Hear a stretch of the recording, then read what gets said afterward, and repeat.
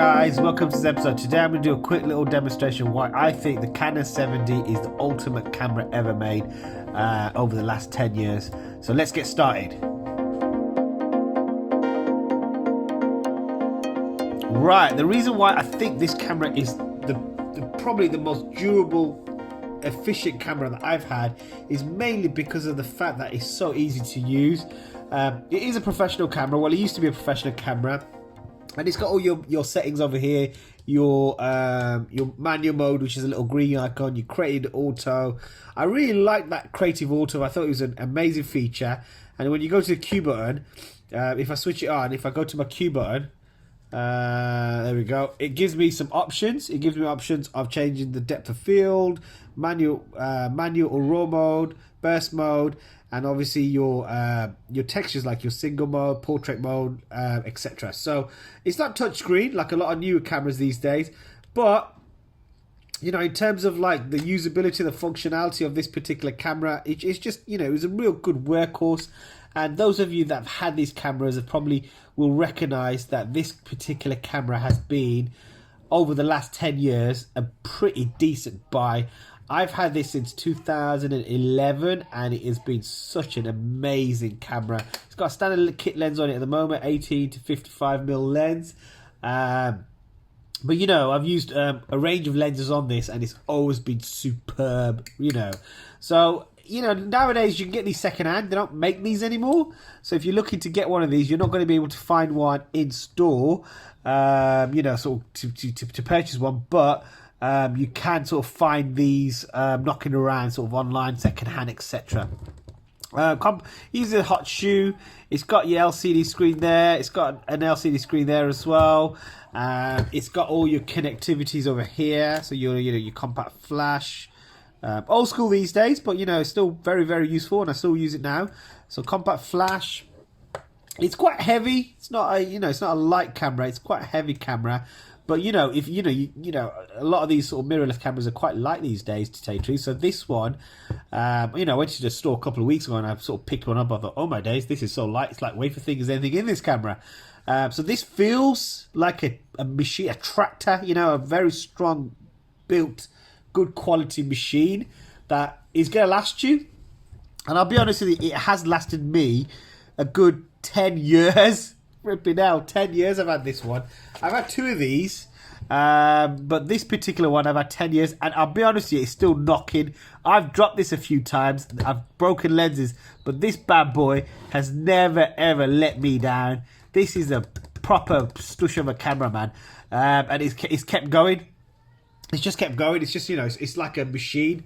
So yeah, it's got, you know, it's not got massive amounts of focal points, but for a kind of like old camera, I still think it works really well. So if I put it in manual mode, so there's my manual mode, and if I go to my Q button, which is that one there, it's not touchscreen, so you have to sort of flick through it like with this button here, okay? So you flick through it. It sounds quite old school now. And there's your sort of focal points. And if you want to sort of change them, you move them around like this. Or you could pivot them with this little icon here.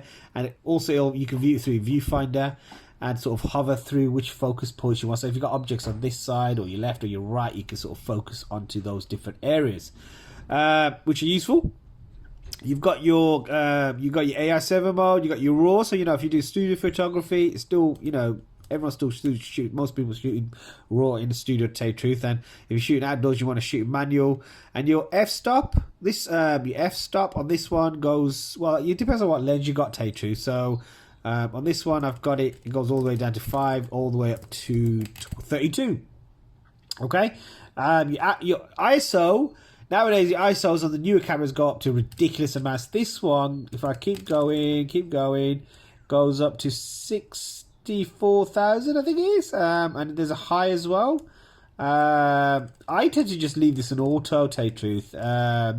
You know, that there I tend to leave on auto, but that's depending on what you're doing and where you're shooting. Your menu button, so this button here takes you to your menu button, and in your menu button you've got things like your grid, you can put on You've got your, so you know, all the professional features that you need in a professional camera are there. So you don't need to necessarily sort of kind of think, oh, I haven't got a grid, I haven't got like silent mode, timers, and all that jazz that you need. And there are quite a lot of features like quality, red eye, exposure compensation, white balance, shift of color balance. This has always been quite a useful one where you could sort of track a shift color with a bracket over here as well. You got picture style, which is at the moment monochrome, faithful. So there's quite a range there. The one thing that this camera doesn't have is like filters. Like, you know, a lot of people like filters and filtering effects and all that kind of stuff for Instagram and TikTok and all those sort of things. Though this camera does not have those features, and I don't think it should. It's a professional camera, and I think it's not a gimmick. It's definitely a worthy camera for a professional person to use. And it's, you know, if you're using all the gimmicky stuff, then you might as well just use your smartphone. This camera is to really get good quality images, which you can have on a big size, large size, shall I say, sorry, which you can put up on a billboard. You know, you want that kind of quality, and it still, I personally think, provides that. You know, there's a beautiful depth of field on these cameras, and there's a, you know, there's a nice tone about when you film and photograph with these particular models, particularly this one. You know, I've got 7D and I still like to film with this one, to tell you the truth, because I think the quality is superb and there's a nice flow about the whole thing. Yeah, so you got also, you know, like your standard stuff. Again, you got your HDMI, you got your audio connectivity, your mic over here as well. So all those things are standard. They're all still there. It's really, you know, it's really nice to handle. The body's really nice. It grips around your fingers. You know, I haven't got massive hands, to tell you the truth, but you know, it fits around your hand nicely, and I've always felt quite comfortable. Sometimes when you hold these cameras too long, your fingers start hurting around here. So if you're holding it like for a long period, you'll see that it gets heavy. And this camera is heavy. You know, your standard Canon strap it comes with as well. So, you know, just put it around your hand like that maybe, and then sort of film or, you know, photograph, and, you know, if anyone bumps into you, you're never going to sort of drop the camera. This has got like a little wheelie thing here. So this focus is your viewfinder, which is quite useful.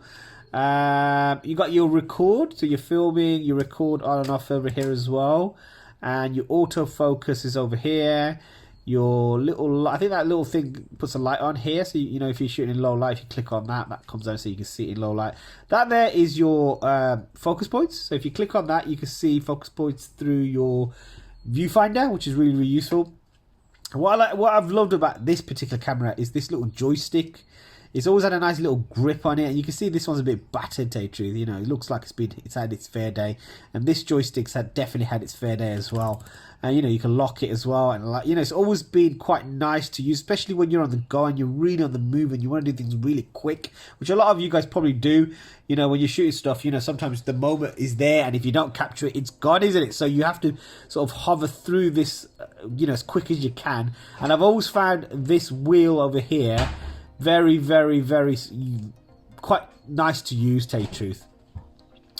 You know, you got your hot shoe, you got your you know, your manual mode, your TV mode, your aperture mode, your shutter mode, your bulb mode. So if you're doing, you know, sort of if you're doing kind of like light drawings, for example, you put it in that. You got your creative auto, creative 1, creative 2, creative 2. So these are like, you could preset them. For example, if you do studio shoots, you can go and set settings and keep those settings in your camera. And most cameras do have this. I don't tend to use this. The reason why I don't use it is because I don't do a lot of studio shoots. I do a lot of outdoor shoots, to tell you the truth. So, but if you do internal shoots and you're going to just shoot the same thing over and over again, like maybe you do portraits, you could just set it to creative 1, creative 2, creative 3, depending on what you do. You might do the same thing over and over again. Like, for example, if you do school photography, you might do the same thing. So you might just want to set your camera so you don't have to faff around with it every single time you go on a job, for example. So that's really useful. For hovering around, you've got your little button there that opens up your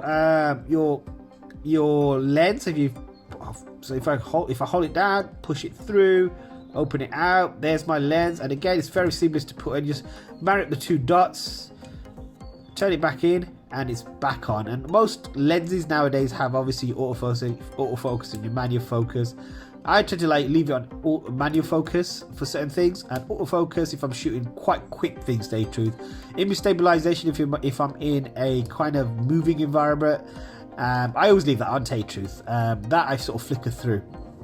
Okay, so yeah, beautiful camera.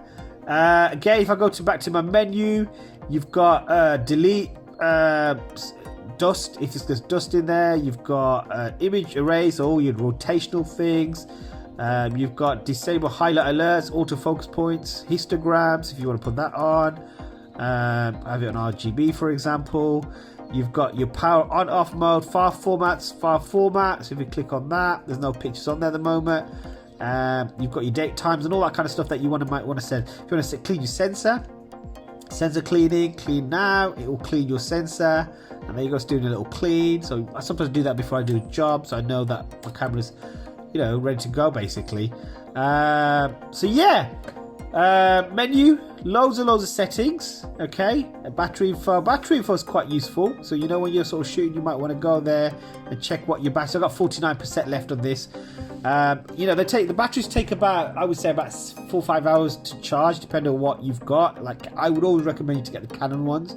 There are lots of other branded ones out there, but me personally, I always go for the Canon ones, because I just feel like if I've got a Canon camera, I don't want to get no, you know, sort of copycat ones. I use what Canon provides. So even with lenses, you know, you've got Tamron and all these other ones that you can use, Sigma, but I prefer Canon, so I always go for the Canon cameras. And this is a standard kit lens that I'm using at the moment.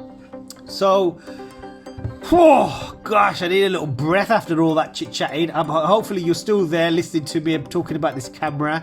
If you got any questions about this, please do post. You know, I don't tend to make many on these 70s anymore, to tell you the truth, because there are so many new cameras coming out on the market. But overall, my creme de la creme of cameras, I've got a bit of nostalgic vibe about this camera, and I'm going to hold on to it, to tell you the truth. I'm not going to get rid of this. I'll probably get another one, get another box, put it away, become that sort of geeky collector of cameras. But you know, this camera has served me well, and I am going to look to move to mirrorless next year, probably the Sony A7 series, or maybe a Canon, I think 550, I think it is, or 560. So maybe move on to mirrorless like everybody else is, but you know, I'm holding on to this 7D, man. I can't let it go. It's just like my baby. Do you know what I mean? So you know, if you got a camera, you probably have you just play around with settings and you fiddle around with it and take photographs around the house, around the building, wherever you live, and you know, you probably enjoy doing all that. But this camera, bang on, man, badass camera. You know, any questions, please do post, and I'm happy to post. Thanks for watching, guys.